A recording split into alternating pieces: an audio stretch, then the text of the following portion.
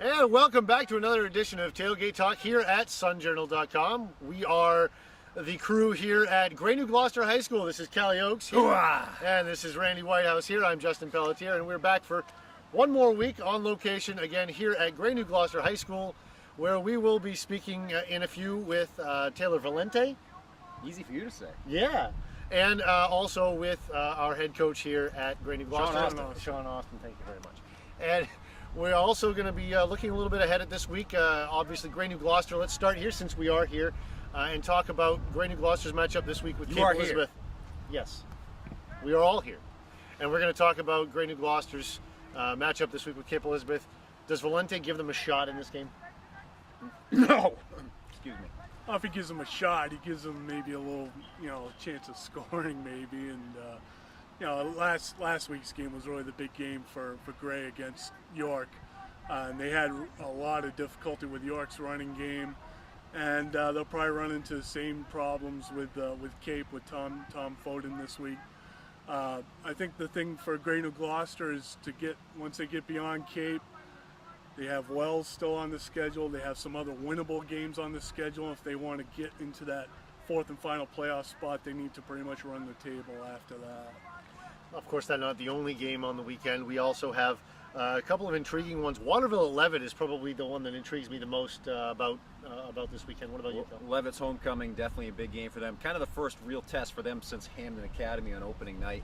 Waterville, one of the better teams in that league, but has not been the most consistent. They had a tough game at Gardner a couple of weeks ago, so they're going to be wanting to kind of prove themselves that they're in that upper echelon. And like I said, it's been a while since Levitt's had a test like that. So yeah, Waterville's average about 45 points a game, and Levitt's averaging about 55 points a game. They've played roughly the same schedule, so it's about time both teams, really get tested down the stretch here. But maybe a few points will get scored this week. Couple. One that may be a little bit deceptive on the schedule on the outset, maybe Oak Hill and Dirigo, Cal. That's a tough matchup for Oak Hill. They've got a couple of big wins recently over Jay and also Yarmouth, and they're third in the Crabtree points, which kind of surprised me. They're actually ahead of one of the 4-0 teams.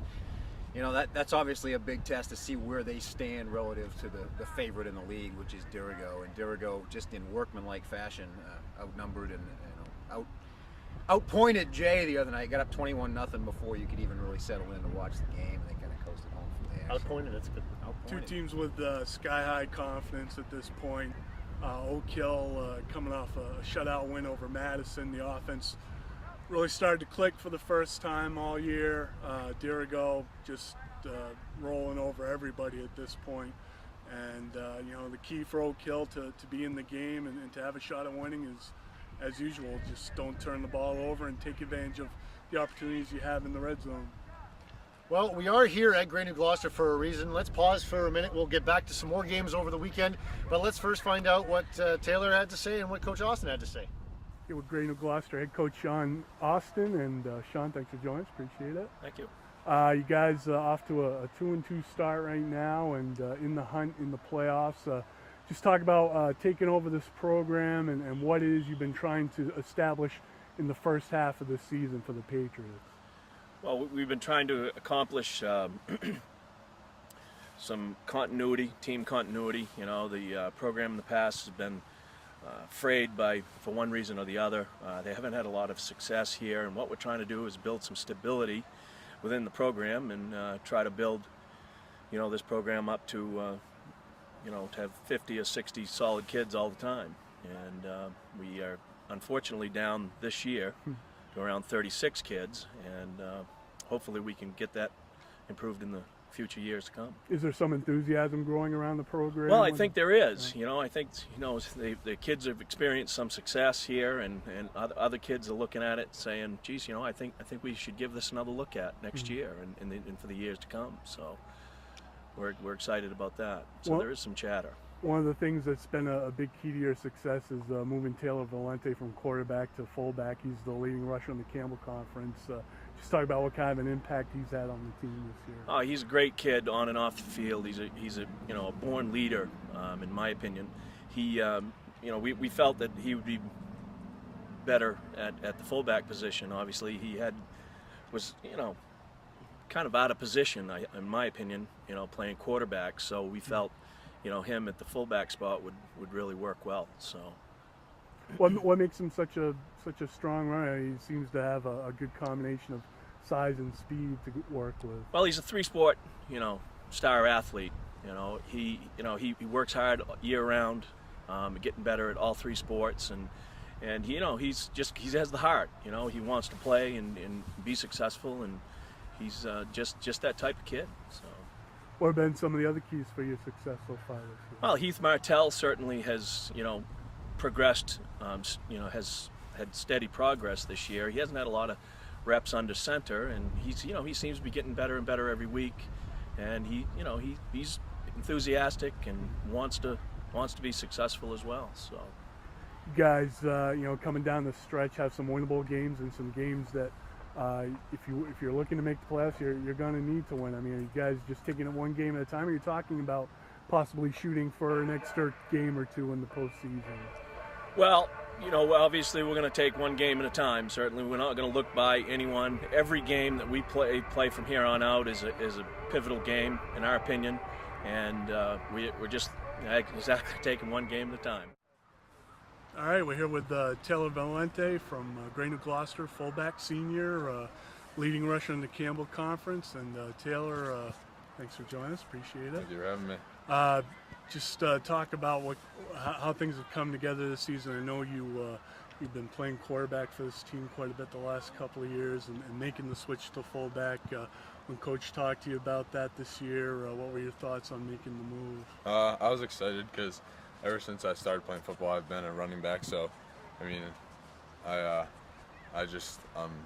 always been a running back, and it was kind of natural for me growing up because I don't know, I just like running.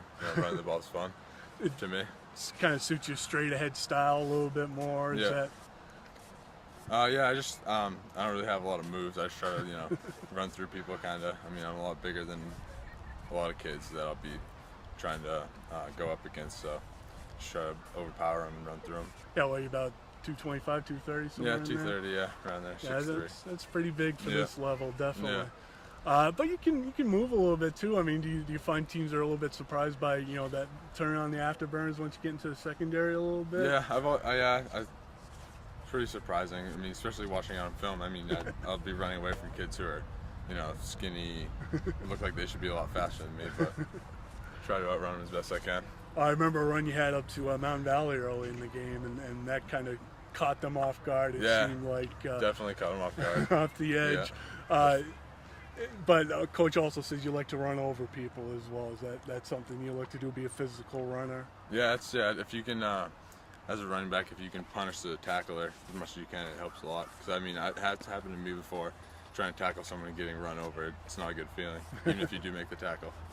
Do you notice after some time that the defenses start to get worn out a little bit, chasing you around, trying to tackle? Yeah, wearing down defense is a huge part of our game. I mean, if you can wear down defense, just keep pounding the ball, you can eventually score on them and start winning the game. Talk about how things have changed here this year. You got a new coach and pretty much a new system, right? I mean, everything's brand new. We worked hard in the summer. We've just been working hard and progressing ever since we first met. So it's been an ongoing thing where we're just working hard and just trying to get better as a program, and it's worked out pretty good for us so far. Is there, I know you guys take things, one game at a time, but is there a talk about, possibly making the playoffs this year and getting into the tournament? Yeah, it's definitely a possibility for us and a goal for us as a team. I mean, I think what do we have to win? 4 more games. We got to beat Caper Wells and Falmouth, Lake Region, Poland. So it's definitely something that is in our minds and as a goal for us. It feels pretty reachable. Well, and that's probably not something that's been talked a lot about the last few years. No, it's usually been taking it game by game and winning, beating the teams that we know we can beat. Yeah. Trying to compete with the other teams, and now instead of just competing with them, it's actually beating them. Is it teams like Greeley and stuff like right? Is the confidence level here? I mean, as high as it's been in the since time you've been definitely. here? Yeah, it's been a lot higher this year since we've seen what we can do. I mean, we played Winthrop tough in preseason, and beating Greeley was a huge win for us. And Freiburg also, they're a pretty good program. So, yeah, it's just been winning and just getting a lot better as our teams got a lot more confidence this year Right. for sure. Okay. And always good to hear from some people that are actually doing the stuff that we're just writing about. And our thanks again to the staff here at Great New Gloucester for making that possible. We've got some more games to get to on the weekend. Let's run down a few of them quickly. Mount Ararat at Lewiston. Lewiston should get back on track here in this one. You know, Ararat, I kind of thought they would handle Oxford Hills and maybe move to 2-2 and become a factor in that PTC race, and then they dropped that one. So certainly it seems like a win for Lewiston to get back on Lewiston track. coming off a tough loss to Ararat, so they're going to be spitting a little fire this week. Bangor and Mount Blue. Yeah. Tough one for Mount Blue. Yeah, I mean, it's been a tough stretch of the schedule. Lawrence and Bangor back to back. I just don't see that. Mount Blue, kind of like Great and Gloucester, they need to settle into the second half of their schedule and win some games that they're capable of winning to get to the playoffs. And we go to Freiburg and Mountain Valley. Yeah. It's Freiburg and it's Mountain Valley. That's pretty much the case. Mountain Valley right now just needs to get healthy. I mean, that's the big thing. They need to get bodies back on the field and keep them on the field. Lisbon at Yarmouth. Lisbon been very, very workmanlike so far this season. Yarmouth shouldn't give them all that much of a test. Yeah, well, Coach Moynihan thought at the start of the season that Yarmouth would be one of the co-favorites in the South, along with Old Orchard. We've already seen that Lisbon handled Old Orchard, so I can see the same thing happening. But it's a test compared to Freeport last week, that's for sure. Livermore Falls and Trape. Is this the same old Trape here that we're talking about? Oh, they're back to being this. Last year was kind of a different trait. They could be competitive in most games. Now they're pretty much same old trait. And Madison at J, again, something that we're Chance not. for the Tigers to get back on track. Yeah, that'll be good for them. Winthrop Marinicook is intriguing to me Yes, because it they are is. kind of natural geographic rivals. Yeah, and it's been a rivalry that hasn't been played out in football for a long, long time. And as two teams are in the middle of that Northern Division pack in the Camel Conference Class C, and both teams probably got a shot to make the playoffs. But this is a win that would propel the winner toward further down that line, that's for sure. And little Oxford Hills.